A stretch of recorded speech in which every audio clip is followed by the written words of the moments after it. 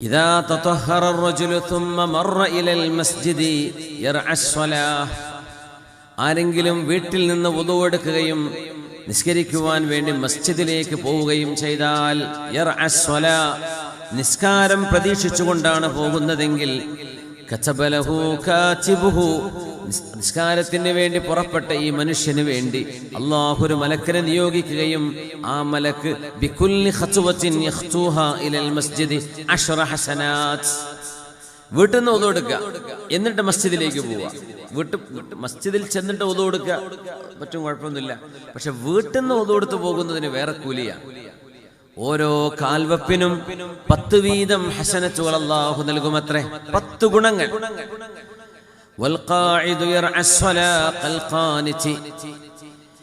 നിസ്കരിക്കാൻ നടന്നു പോവാൻ കഴിയാത്ത ആൾക്ക് അതുപോലത്തെ കൂലി അല്ലാഹു നൽകും നിയ്യത്തുള്ളതിന്റെ പേരിൽ ويكتب من المصلين من حين يخرج من بيته حتى يرجع إليه